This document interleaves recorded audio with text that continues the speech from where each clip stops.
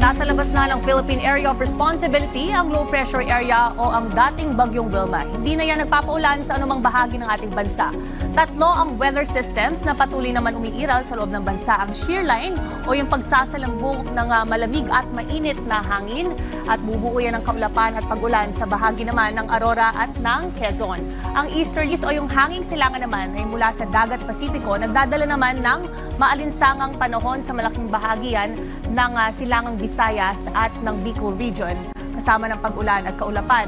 At ngayong hapon naman, nakaranas naman tayo ng mahabang buhos ng ulan.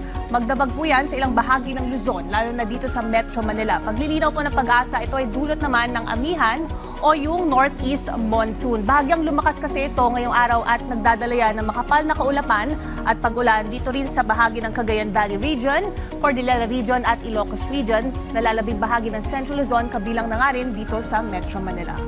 Karaniwang ang paglakas ng amihan lalo na ngayong buwan hanggang Pebrero. Patuloy naman minomonitor ang malamig na temperatura. Nangunguna pa rin dyan ang Baguio City sa 15.8 degrees Celsius. Sinundan ito ng Kasiguran Aurora sa 19 degrees at sa Malaybalay, Bukidnon sa 19.5 degrees Celsius. Diyan naman sa Tanay Rizal ay nasa 20.5 degrees kaninang umaga at sa Basco, Batanes nasa 21.8 degrees Celsius. Ngayon, silipin naman natin ang lagay ng panahon sa mga pangunahing lungsod sa mga susunod na araw.